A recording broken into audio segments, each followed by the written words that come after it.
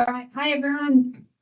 Thank you so much for joining. We're going to kick off straight away because we have an action-packed hour for you all. So welcome, everyone. We're really excited to be here today. I'll obviously start by acknowledging country. We're all calling in from Aboriginal land and pay my respects to elders past, present and emerging. So my name is Caitlin Graham. I'm the Associate Director of Early Childhood at Social Ventures Australia, and I lead our Nurture Together program that's looking at hubs. So for anyone who doesn't know SVA, and thank you for joining, especially if you don't already know SVA, we are a not-for-profit organisation founded to accelerate innovation for social good. The Nurture Together program is working specifically to make sure that children experiencing significant disadvantage have access to the supports they need to thrive. And so we're very focused on hubs, early childhood hubs and models of integration to support this. So over the past decade, SVA and many of our partners have been working to build the evidence around early childhood hubs, exploring different models, their potential, the current landscape and unmet need. So just to set the scene of why hubs and what we mean when we're talking about early childhood hubs. So we define early childhood hubs as a service and a social hub where children and families can access key services and connect with other families, usually with education as the front door. So they'll usually provide a range of services such as early learning, child and maternal health, parenting supports, allied health, and more tiered services as needed. The evidence tells us that if we're going to make a difference for the most disadvantaged children in Australia, service delivery needs to be integrated and it needs to be holistic. So hubs help overcome barriers to access, they help address developmental needs, and they support families so that children can learn, build relationships and thrive. So we're pretty convinced of the evidence around hubs, and we have a big research agenda looking at hubs and their impact. And the work to date has given us a clear understanding of the power of these hubs. However, we haven't heard directly from the children or the families who experience these hubs. That's been a big gap in the research. So over the past year, we've embarked on a project to really elevate the voices and lived experience of these children, families, and practitioners. To achieve this, we partnered with the Australian Centre for Social Innovation, fondly called TAXI, to undertake a strength-based storytelling process across 5 early childhood hubs nationwide. So together we listened to the stories of more than 17 families and 20 staff working in hubs, capturing rich insights into what makes hubs effective, meaningful and life-changing. And I should say that none of the hubs we visited were Aboriginal community-controlled organisations. One site did operate in a community with a high Aboriginal and Torres Strait Islander population. However, it was not ACO-led, and we recommend that any future research explicitly explores ACO-led or co-governed hub models to deepen the evidence based on culturally strong, community-controlled approaches. So the participating hubs for this research, we want to give a huge thanks and a shout out to these hubs. So Our Place, who specifically went to the Morwell site of Our Place. We worked with Bernardo's in Auburn and on the South Coast in New South Wales. Lutheran Care Family Zone in South Australia. The Benevolent Society in their Early Years Place up in Nerang and Coomera in Queensland, and Miralinga in Western Australia and Perth. So we're really grateful for the hubs that have been involved, and we have some of the hubs here today to speak to you. So this is a quick overview of what you're going to hear today. And without further ado, I'm going to pass straight over to Jess from TAXI, who's going to talk you through some of the key research findings and insights. Thanks so much, Caitlin. Hello to everybody. My name's Jess. I'm from the Australian Centre for Social Innovation, and me and my team had the pleasure of travelling to all these hubs along with SVA.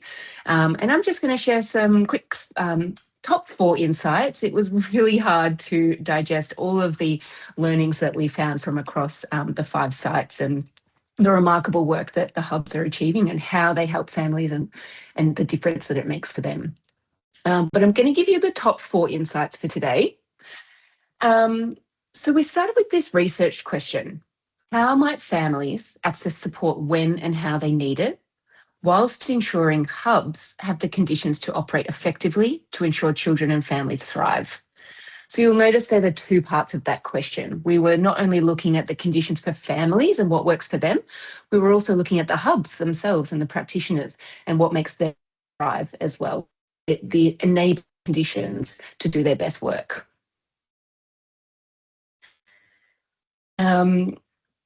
So as many practitioners on this call and families would know, families who are facing socioeconomic disadvantage and hardship, it's an experience often characterised by trauma and intersecting social and economic challenges. Also, families are usually interacting with many parts of services and systems, but underlying all of that, there's a commitment to courage, resilience and hope. So these are the 4 different insights that we discovered from across the 4 different hubs after chatting to about 20 families and numerous different practitioners and also their partners as well. Who are these families? At a minimum, it might be a mother facing isolation in her home. And at the more complex end, it might be a new immigrant mother or father escaping family domestic violence with children with complex developmental housing and paperwork needs. So this project sought to better understand the experiences of children, families and practitioners.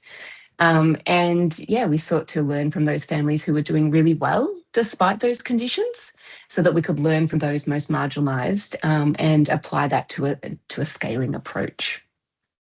So the 4 insights that I've got for you today, number 1, we'll look at how hubs deliver whole of family wellbeing. Next, we'll look at how hubs are helping families navigate complex systems. Next, we'll do a quick overview around the responsive nature of these hubs, how they're looking at how they're being places for learning, play, health, social work and connection for families and communities. And then last, I'll dig a little deeper into these stepping stones of change and how hubs are in a unique position before crisis hits that build these stepping stones of trust and safety and relationship building towards achieving these amazing outcomes for families. So next slide, great. Insight number 1, whole of family wellbeing. These hubs, early childhood hubs, take a whole of child, whole of parent and guardian, whole of home and whole of community response. They operate on a scale from crisis response to community development and anywhere across that different scale there. So these early childhood hubs, they provide wraparound support, not only for the child, but the parent, the home and the community. They're an interface between many complex systems and intersectional inequalities, such as family and domestic violence, food insecurity, and homelessness. At these hubs, services are brought together under one roof, and they can link and advocate across agencies in a village-style network of people, trust, and relationships. So families describe them as a one-stop shop. You don't have to go looking. They're just there. They already know your story. Early and ongoing help. You can come you can come when you can, and you can come as you are. They keep my family together. They also provide wraparound support through integrated practices. So the quote from the family, they helped with housing, child behaviour, finance, Centrelink, childcare and bank. So you can see easily not only that crisis response or pre-crisis, but also to community development and preventative. These hubs are this beautiful interface between those services or that spectrum. So next slide. They also help to navigate all of these complex systems and this pre-crisis operating area through a child development and trauma-informed lens. I think that's what really stood out to us was this knowledge and specialisation in trauma-informed practices and looking at the children through a developmental lens and just seeing the underlying conditions but behind the presenting fact children. So hubs were navigating complexity for these families through this child development and trauma-informed lens. They did that by the co-located teams. So not only did they have community facilitators, but they also had on-site allied health, GPs, occupational therapists, programs and things to get involved in, and a wide range of services that were co-located at the hubs to not only observe, screen and support both families and children. So this early intervention stabilises child wellbeing and development while making more room for parents to grow their capabilities and confidence, strengthen their family supports, and most of all, I think, building deeper connections in community. So the next insight, this was around what goes on in these hubs and how that they are such a responsive place. Not only the staff members super responsive and enabled with this can-do attitude to just figure out what's going on for these families and help navigate these systems. And if they can't do it themselves, they were well equipped with supports and partnership opportunities to refer on to people who could, or services who could help. But within the hubs themselves, they were this multi-diverse space for play, learning, health, social work and connection. So these are some of the things that made life easier, better and smoother for families. And these are all the things that contributed to positive outcomes as a result of this connection to the hub. And this gave families and children access to these things that they might not otherwise been possible, or they might have had to travel around their suburb or town to access these things. So these hubs bring all of these things into one place, the one-stop shop, as we heard before. So responding to the diverse needs, families' needs are shifting daily. Reassurance about sleep to urgent housing or disability support. And because of this co-location model, these hubs are able to deliver a range of place-based, integrated and co-located services to support that community need. And as I mentioned, if the support is beyond the hub, the early childhood hubs connect families to those partner organisations and assist in transitions and follow through. So they don't just refer and then leave, they're there through the whole entire transition. So families don't have to retell their stories multiple times. And the next insight. So you might be wondering, well, these sound amazing. These sound so perfect. Why aren't there more of them? Or why aren't more families accessing these hubs? Well, we really understood through our research what life was like before accessing these hubs. And we sought to understand what life was like and what were the challenges facing some of these families. And then how did these hubs help? After coming into the hub, what does life look like now? And what are the outcomes for the families beyond here now that you've had experience of a hub? So on the left-hand side there, you can see families without an early childhood hub.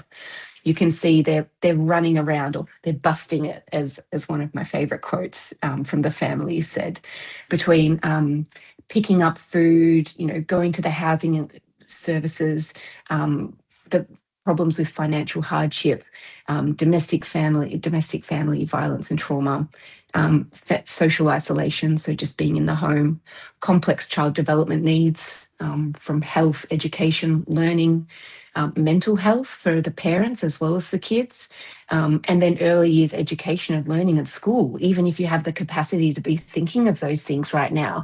And generally there wasn't, because of all of those other problems surrounding the family at that point in time, which were a bit more acute. So you can see here all of these disconnected systems and services. Families are physically running around all of these places. They're retelling their story to every one of these services that's trying to help and connect, so nothing is connected. But then families entering an early childhood hub on the right-hand side, they're welcomed in, they've taken care of their child's wellbeing and development, so the screening, access to a maternal child and health, lactation support at whatever phase their child is in, early learning and school readiness, so there's programs and we're getting ready for school, routines along the way. Developmental screenings are brought into the hub, so even through play groups, families are being eyes on the families, and the trained professionals are able to look out for different changes or things that might be of concern to explore a little bit further with the children and families. Accessing and navigating NDIS support as well, all that paperwork. And, do you have a Medicare card? Oh, we can access a mental health care plan in the meantime, these kind of things. Ways to navigate the different systems. And next, parent capability and confidence. There's different programs like Circle of Security. There's financial navigation. There's dads and men's programs. In the wraparound home supports, there's outreach and casework. We can meet you where we're at. There's different Centrelink and department support as well. There's food pickup zones as well, food pickup points. So no matter what you need, you can pop in for a bag or you can come and access our food hub. It's that soft entry. We're always here. This is always open for you whenever you need. Please come and, chat to us at any time, and no matter what you need. And then there's ongoing connection and belonging. So there's opportunities to volunteer, get involved in the hub, study and employment pathways, connecting families with different TAFE opportunities and education opportunities. And then that last, and then the circle actually continues. You can see that arrow there. So family had such a beautiful experience in the hub. They go on to advocate. They bring in new families. Oh, you must come to this hub. They've got everything that you need. Access to community groups as well, a sense of belonging, finding their people, and then using the hub as a gathering spot as well for rituals, for sharing of food, for cooking of food, these kind of things. So you can see that without hubs, families are busting it. They're moving between these different systems and services that don't easily talk to one another. And that can mean travelling across the city. That means families are taking a lot more time and shouldering that mental load, and the emotional toll of having to retell their story. But then you can see from the right-hand side, through this cycle of engagement at the hubs, families go on to create safe and trusting foundations for new families and are supported to progress their family goals through child development and wellbeing, parent capability and confidence, securing the wraparound, the home environment as well. And there's community and connection needs as well. Brilliant, all in one spot. So families can access this in easy one location, and everything is through a trauma-informed lens and approach as well. So next, just building on that, we heard many really interesting quotes, and they might be too small for you to read on screen, but just around the challenges that families are facing. And this will come no surprise to many of the families and practitioners on the call that families facing challenges these days are increasingly complex and increasingly interconnected. So everything that I mentioned before, plus on the right-hand side there, plus the distrust from a previous service or system, that's creating these conditions where families are feeling like no one's there to support them, or when they need to reach out before crisis hits, it's adding to that that distrust of services and not reaching out to other people. So further. So the hubs are helping to solve all of this, helping to overcome past experiences of stigma, system failure, and that they are creating new experiences and building trusting foundations for families to create that support. So early childhood hubs are a trusted entry point to accessing support, and families are showing strength by stepping forward and engaging in the hubs, because sometimes that's a really big step to step into these places because of that previous distrust. So it's a really big thing for families to walk in. Another key quote is, "The system is not designed for vulnerable people to navigate." And another one, "You're not flagged until you do something wrong. But if you want to help yourself, you don't get that support." So on the next slide, here's the way that hubs are building that foundation and undoing all that previous distrust from previous service experience. At the bottom of the pyramid there, this is a bit like a Maslow's hierarchy of needs. You could think about it. So hubs really, they start with safe and trusting foundations. They build emotional safety to engage, so families seek help earlier. Families are welcomed through soft entry points, relational ways of engaging, and culturally safe spaces. The outcome of this is that families seek help earlier. It's not just at that crisis point. We're actually an interface before crisis hits, helping families. Number two, theme two, you can see in the blue there. That's all about, so next step up is securing the children's wellbeing and development, addressing developmental needs early so more children are able to thrive. We're focusing on the children's health, the education and development needs through continuity of care and inclusive support in one location. So families don't have to move around, appointments aren't missed, and the story doesn't have to get retold time and time again. Of this is that more children are able to thrive. Next in our stepping stones, these hubs focus on parent confidence and capability. They're empowering parents with skills and confidence, so parents are stronger caregivers and parents are supported with practical needs, programs and pathways. The outcome of this is that parents are stronger caregivers. Next, going up the pyramid is the wraparound home support. So this is increasing independence, financial stability and food security and self-determination. So crisis impacts are reduced.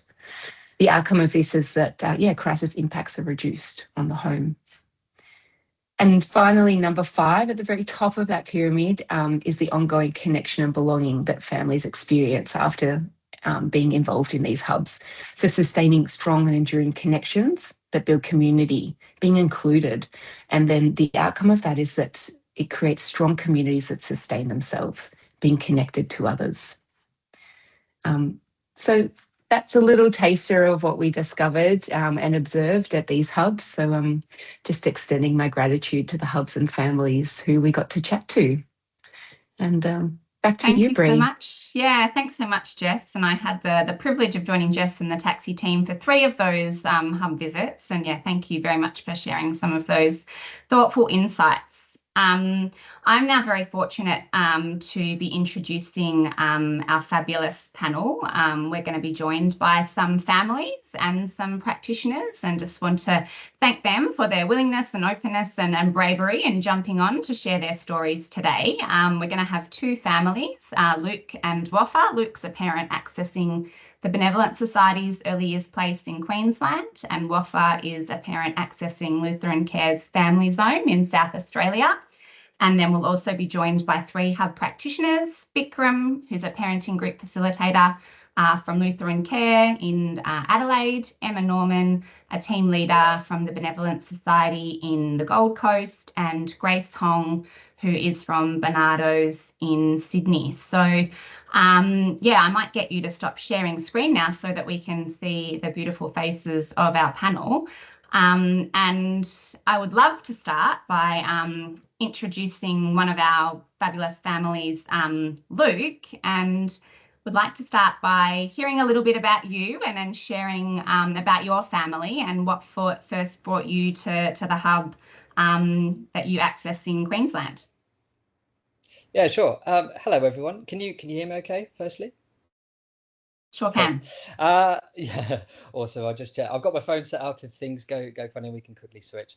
So yeah, my name's Luke. We're a family of 4, my partner and I, and I've got 2 little Tasmanian devils, Noah and Jonah, who are now 4 and 3. We've been going since they could lie on their back. I guess like a lot of parents, we've got a huge amount of love for our parents and for the kids, and we were kind of feeling like, wow, this is a lot, and are we doing things right? We've been coming to the baby and toddler development because we wanted a little bit more than the standard playgroup. We've been at the various centres around the Gold Coast. There's 4 that's situated here, and we kind of move whatever is available, or the kids are in kindy, we make sure that we're available to go to one of those. We were looking for the support mainly in the development, things like speech and the social skills and the regulation as well, and to kind of make sure that they're hitting the correct the age milestones. And essentially it was, a safe place to check, is this normal? Are we doing things normal? We could ask these questions without being sort of judged. and there were other parents there. You're not going to a a half an hour session at the library. It's an hour and a half, right? So there's a huge amount of value that was given, and you get to know the parents. The kids get to know the other kids, get to know the other parents. It's not just a 5-minute chat in the park, and it was. I heard that the hub, it wasn't just about the play. I think I wanted to offer that little bit more development, and it offered for other families to sort of connect and have that support early before things got a little bit too crazy. And so I felt like that was quite a safe place to kind of ask those questions.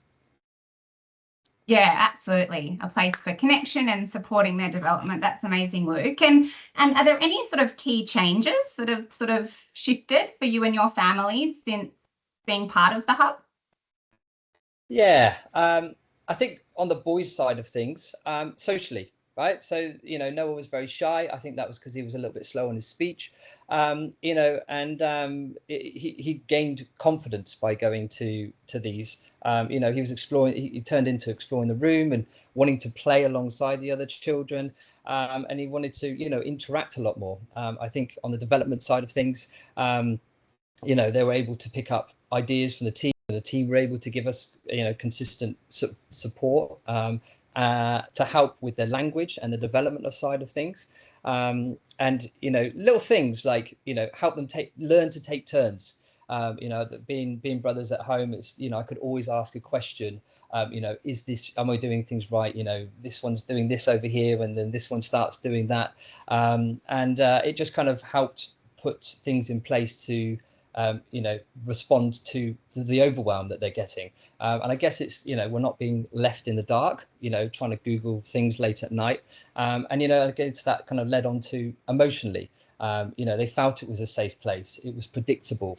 They knew that where they were going, they knew the people that were there. And, it was a relaxed environment. They felt relaxed when they came in. And I guess, that kind of leads on to parents who, we didn't feel like, well, we felt less alone, right? So, again, if we were worrying about certain things, we could talk to the people who actually know and understand kids and the child development.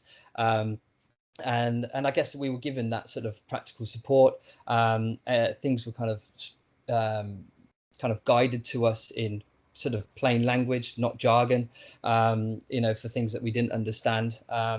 And we were able to take those things away and use them in real life, with the toddlers. And I think that kind of gave us more confidence. I think that was the important thing. I wanted more confidence as a parent. Certainly going to Circular Security, we've been to as many. I tried to do as many as we can, and it helps get to understand our boys better. What's going on behind their behaviors. I'm sure they've got my ADHD traits, and I was always trying to, as a dad, just try and be the best dad. And I feel overwhelmed at certain times. So then I felt like I was able to sort of, by feeling relaxed myself as a parent, because the kids were relaxed, I was then able to ask the educators and the staff there, and who could give us the foundation, I think, to support them sort of emotionally and socially, and kind of develop the best that they can. Amazing hearing those shifts in confidence, both for your kids and for you. Very lastly, what do you think you valued the most at the hub?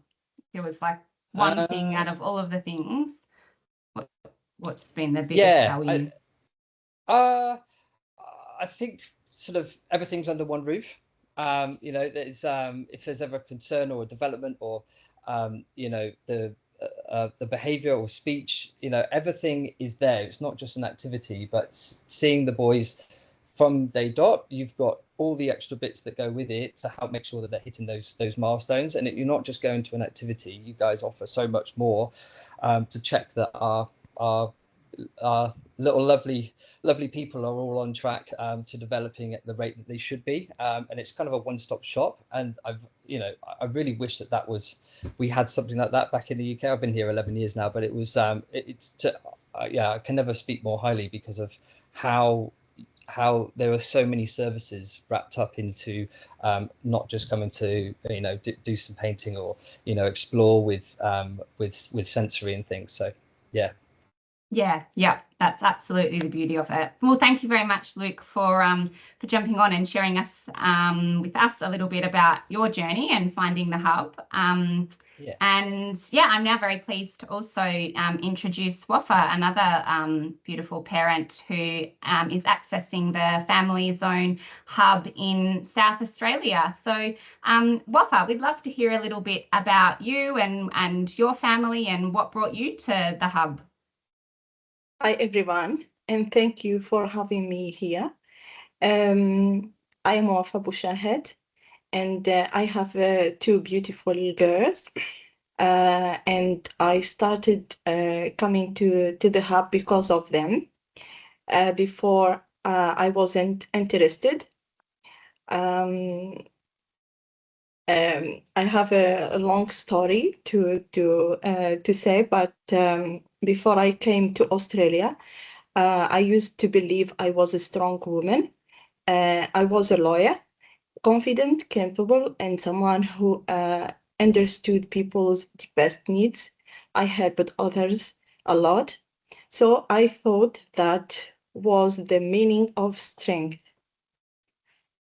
But everything changed when I arrived to Australia. I faced racism, violence, and in the shops, and a lot of bad stories. So I was alone the whole first 2 years. Then, when I had my daughters, that time, I decided to give them a normal life, and I started going to the family zone. Amazing. I'm so sorry that you had that transition when moving over from the country that you came from, Wafa. But I'm also very pleased that you found Family Zone, and I would love to hear a little bit about the differences that accessing the hub has made for you and your two beautiful children.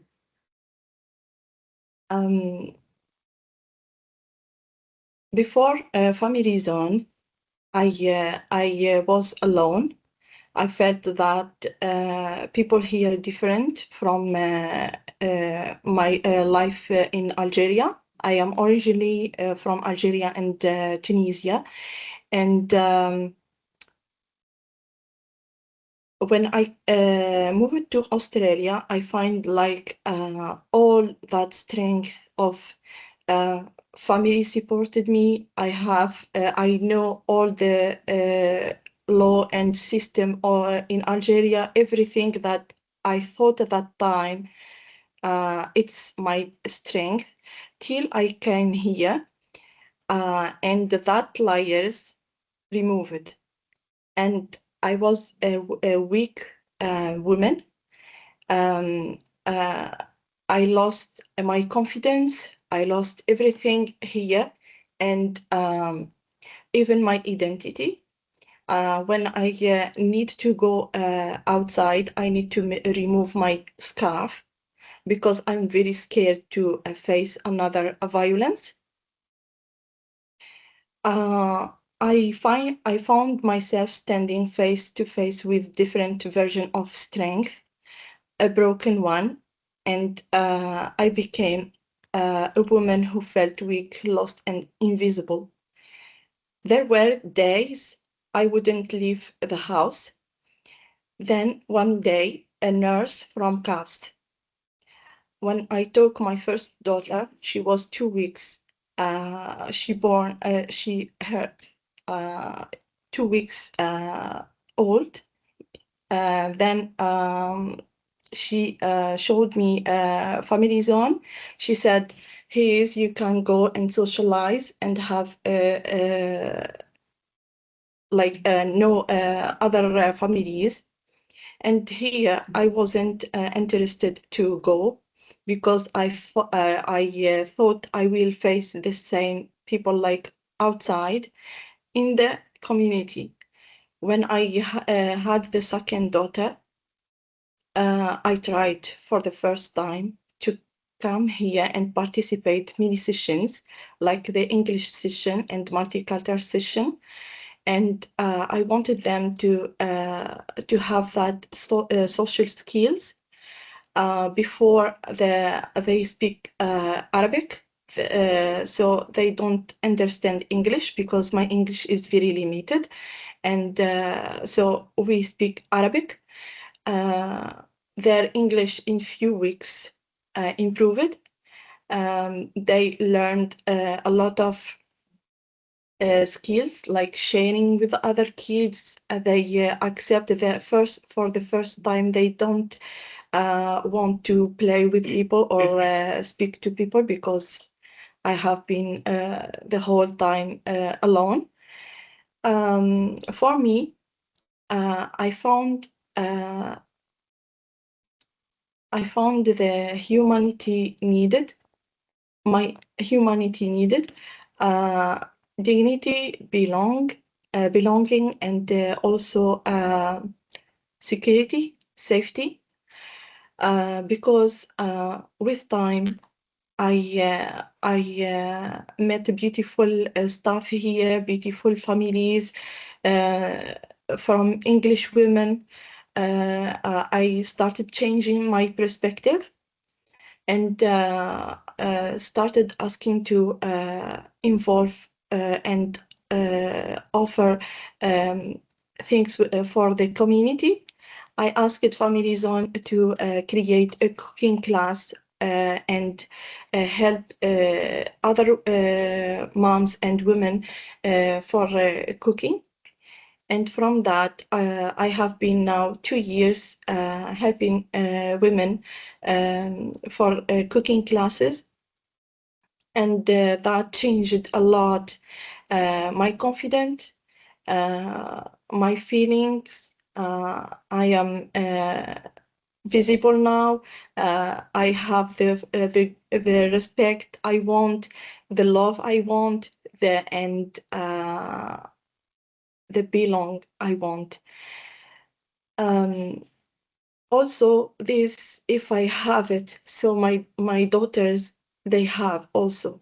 And now I know the system, I know the programs, I know a lot of things that here in Australia, and I am grateful.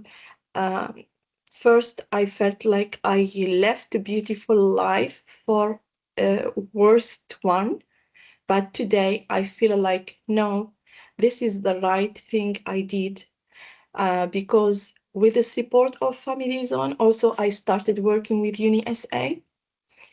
I started a business, my catering business, and a lot of things. I find support. Even I had a training that offered me from Family Zone,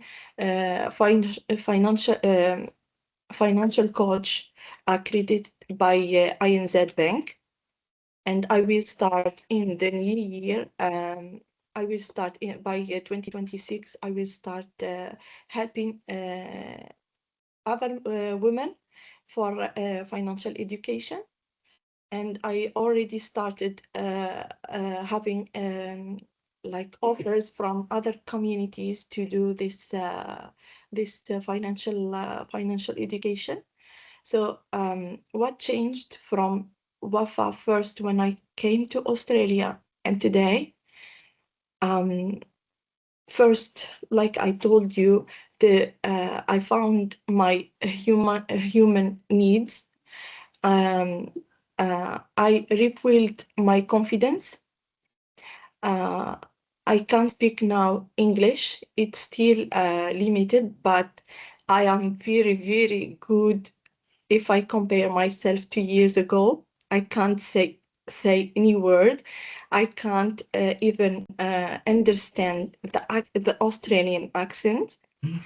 And even with my daughters, I am very happy that before they started the kindy and the school, they had skills of confidence.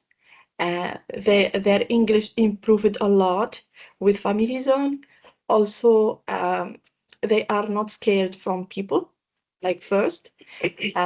They know their rights, their what they need to do, respect others, and respect especially the other cultures.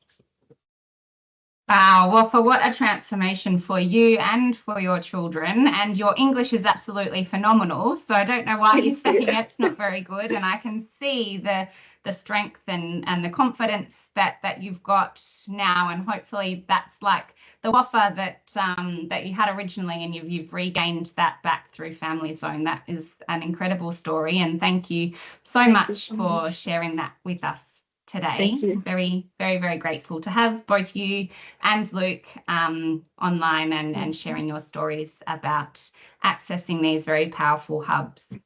And I'm also delighted to be having a chat with some hub practitioners, Grace and Emma and Bikram.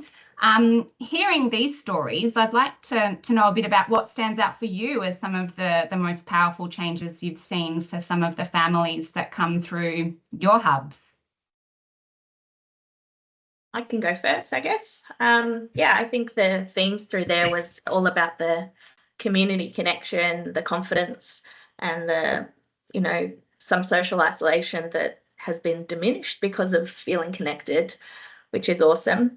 And also the way that volunteers, parents can come through and they might come back as volunteers to help our community as well. I think that's a really important impact that we as at hubs can have, and we do see that quite often. So adding on to that, I think for us it is more about confidence in our people, to know their strengths, to build social connection, and to reach out for the services. So once they are build that confident, it was just magical from there to see them grow from from every step they come into, every interaction they said. It's just like the confidence was just it became a big foundation for the new journey. And I think from my perspective, what stands out to me the most from both of the parents that are speaking out is really truly is the wraparound support all this hub can offer. Whether you are a new migrant here for a new life, or your child is having some speech delay, whatever the vulnerabilities are, there's really no judgment. And when you come into our hub, you are not just getting one aspect of the service, you're getting a full wraparound services. And even if there are times that we may not be able to meet the need, we make sure that there is referral pathway, and we make sure that you have the support that you can receive. So I think that really truly the one-stop shop, it's something that I think a lot of participants and a lot of clients has feedback, they truly think that it's no wrong door. Absolutely. The benefit of that wraparound support and the connection and the confidence building and the judgment-free space. And building on that, what do you think are sort of the essential elements that sort of makes your hub effective in being able to enable that for families?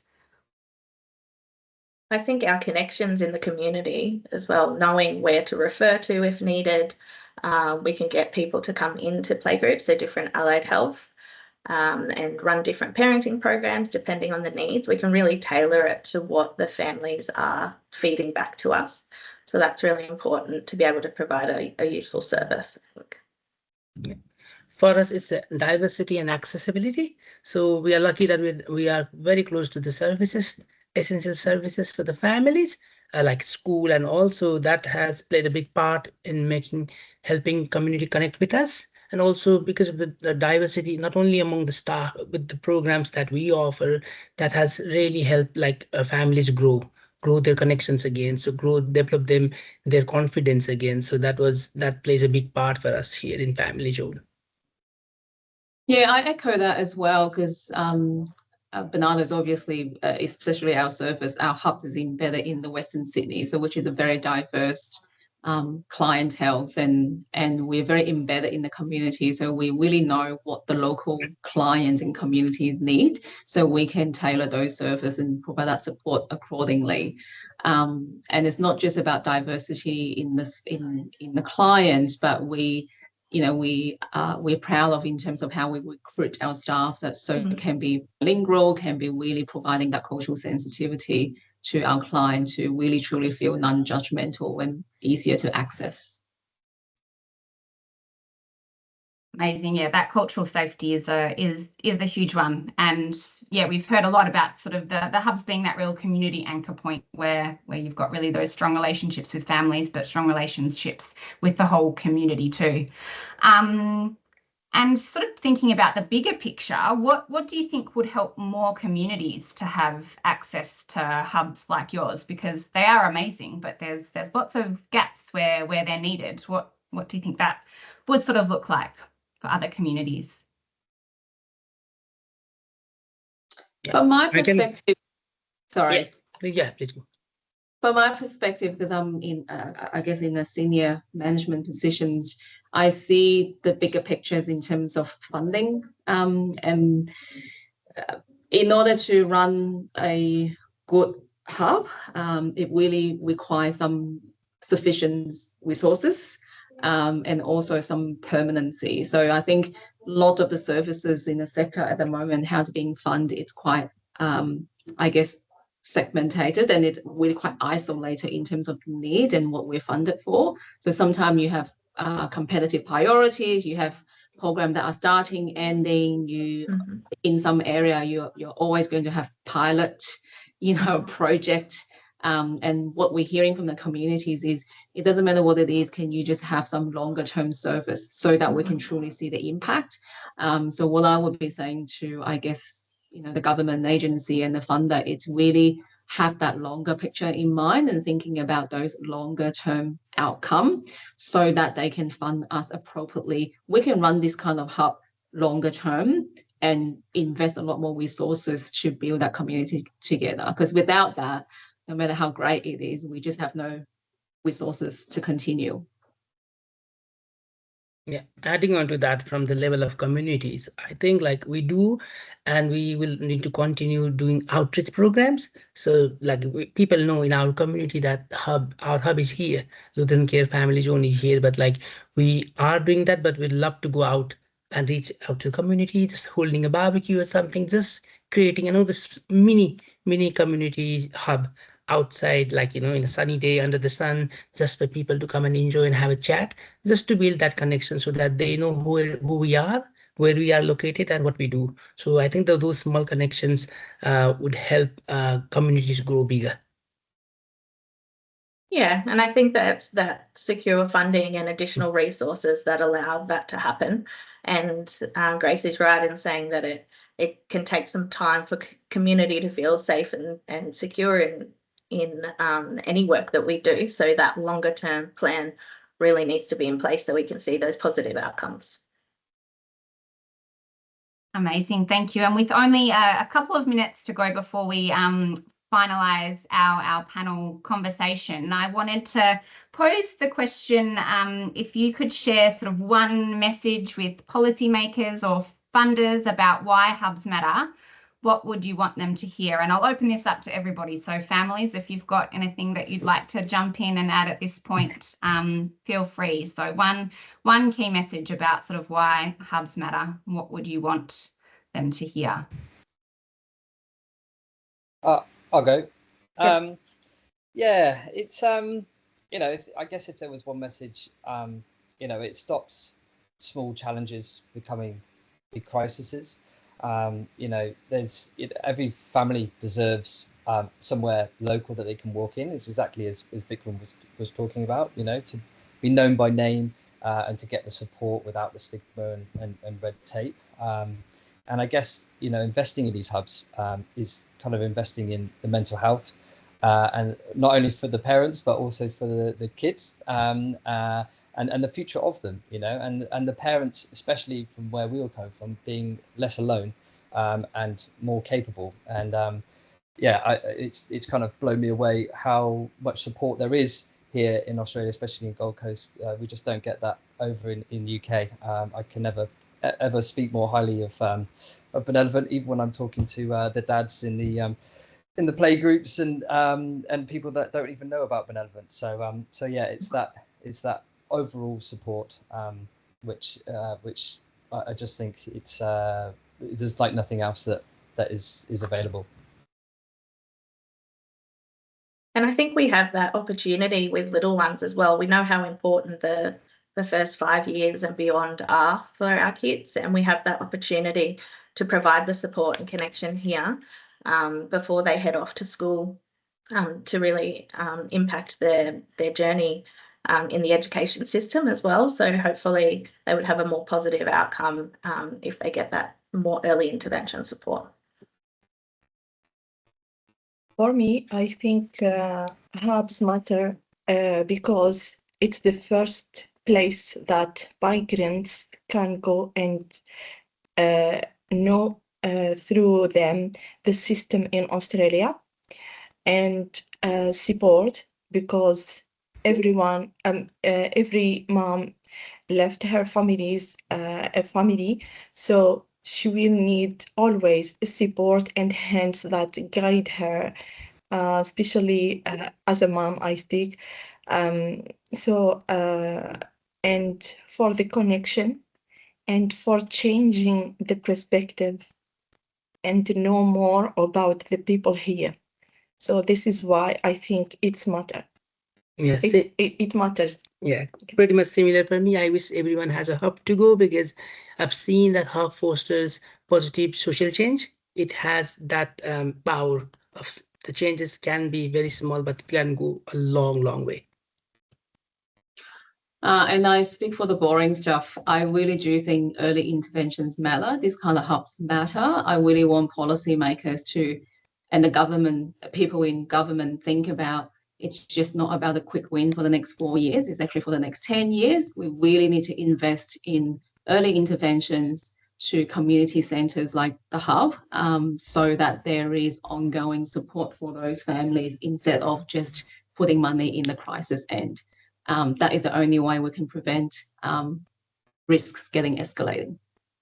Absolutely. And that sustainability and security for both hubs and families to be able to continue to access that is really crucial. Amazing. Thank you so much to all of you for joining today to share your stories and about the sort of the value about your hubs. Yeah, they're clearly very life-changing places, and we've heard about the importance of the connection and the belonging and the empowerment, and yeah, really incredible. And I think you're right, Vikram, I wish everyone had a hub to go to. Fabulous. So in our last few minutes, I'd like to introduce our final speaker, Lee, from the Centre for Community and Child Health. Lee is going to briefly share in our last few minutes the importance of centering child and family voices in this work and some of the resources from the National Child and Family Hubs Network. So thank you, Lee. Sorry that we ran a little bit over. I'll hand over to you. That's fine, and I will watch the clock. So I'm the Child and Family Inclusion Lead at the National Child and Family Hubs Network, which is based at the Murdoch Children's Research Institute. And I do a lived experience role that's really based on my own need to use a wide range of services for myself and my family when my children were younger.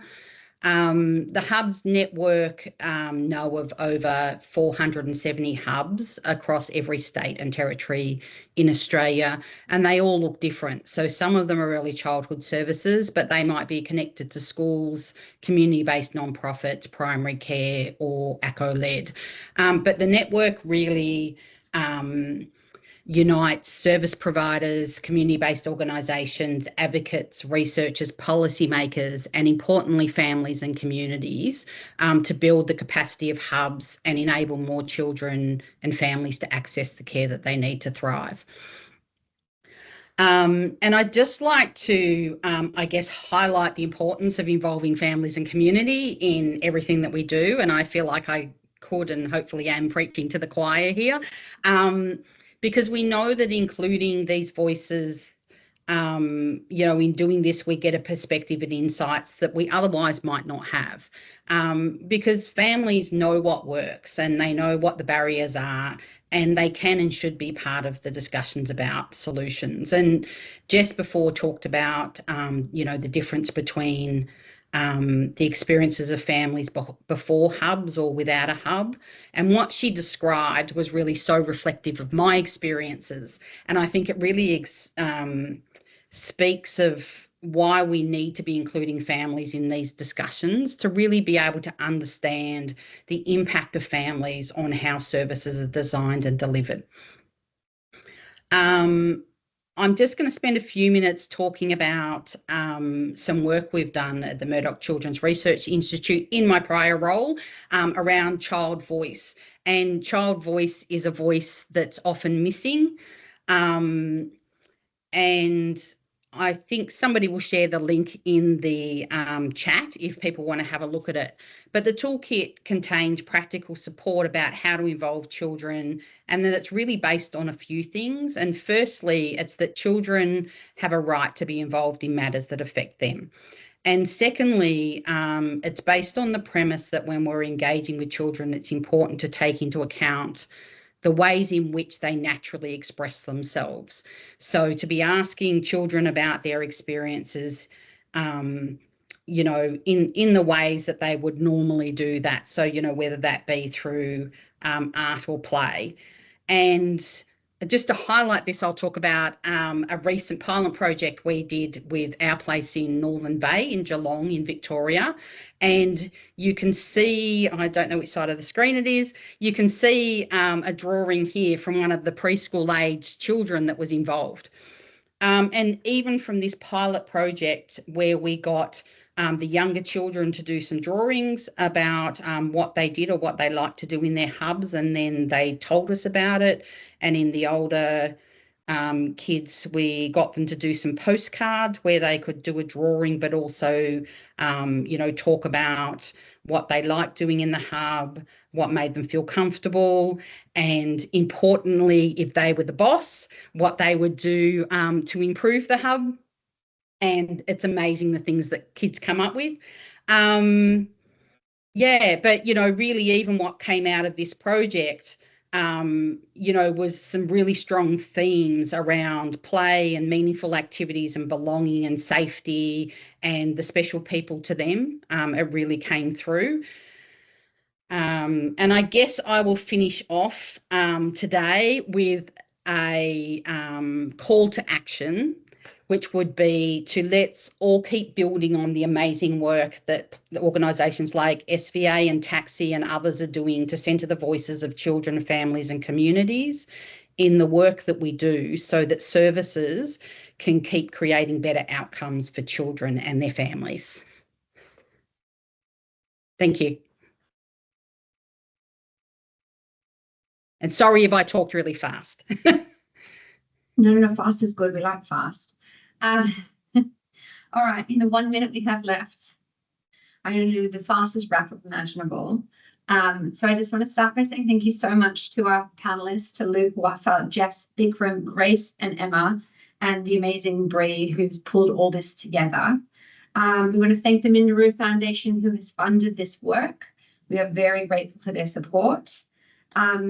Thanks to everyone who was involved, who asked questions in the chat, who engaged with this. We have put a link to the report in the chat, but also you can use this QR code to download the report and watch some of the beautiful videos. Join the National Child and Family Hubs Network if you want to know more about hubs more broadly. And we will send a follow-up email with more information. But thank you so much to everyone. It's been incredible hearing it, and it brings it to life, hearing real stories. So thank you. It's been fabulous.